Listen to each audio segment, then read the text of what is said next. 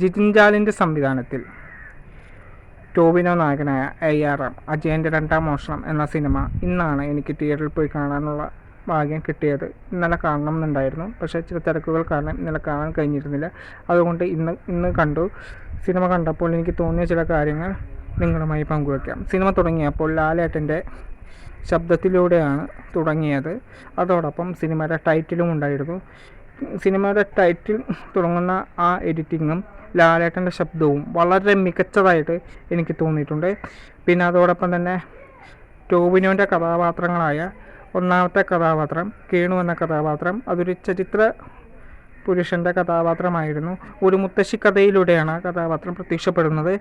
അത് വളരെ മികച്ച ഒരു കഥാപാത്രമാണ്. ഏകദേശം 10-15 മിനിറ്റ് ആ കഥാപാത്രമുള്ളൂ. ആ കഥാപാത്രത്തിൻ്റെ നായികയായി എത്തുന്നത് ഐശ്വര്യ രാജേഷായിരുന്നു. അവരും തിരക്കേടില്ലാതെ അഭിനയിച്ചിട്ടുണ്ട്. പിന്നെ രണ്ടാമത്തെ കഥാപാത്രം നിന്ന് ഒരു കള്ളൻ മണിയൻ എന്ന കഥാപാത്രമായിരുന്നു.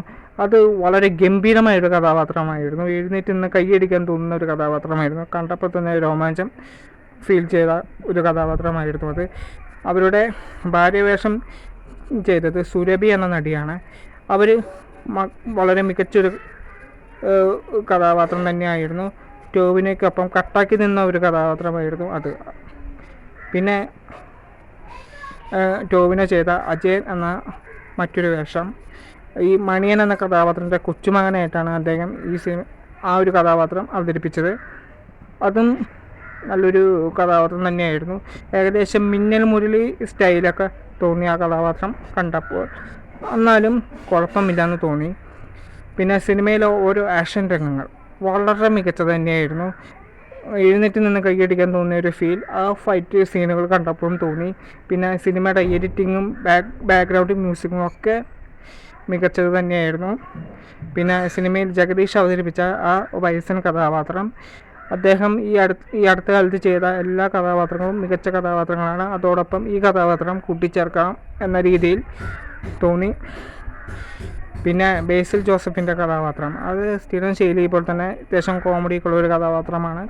അത് ഒരു ആവറേജ് അനുഭവം ഉണ്ടാക്കി. പിന്നെ ബേസിൽ ജോസഫിൻ്റെയും ടോവിനോൻ്റെയും കോമ്പിനേഷൻ സീനുകൾ, അത് അത്യാവശ്യം രസിപ്പിക്കാനുള്ള സീനുകളായിരുന്നു. പിന്നെ സിനിമയിലെ നായികയായിട്ട് വരുന്ന ആ പെൺകുട്ടി ഒരു ആവറേജ് അനുഭവം കാഴ്ചവെച്ചു. പിന്നെ സിനിമയിലെ വില്ലനും ഒരു ആവറേജ് അനുഭവമാണ് കാഴ്ചവെച്ചത്. അപ്പം മൊത്തമായി പറഞ്ഞാൽ ഒരു സൂപ്പർ ഹിറ്റ് സിനിമ തന്നെയാണ് ARM. അപ്പോൾ കണ്ടിട്ടില്ലാത്തവർ ഒന്ന് പോയി കാണുക. കണ്ടിട്ടുള്ളവർ നിങ്ങളുടെ അഭിപ്രായം താഴെ കമൻറ്റ് ചെയ്യുക. അപ്പോൾ മറ്റൊരു വീഡിയോയുമായി നമുക്ക് വീണ്ടും കാണാം. അതുവരേക്കും ബൈ.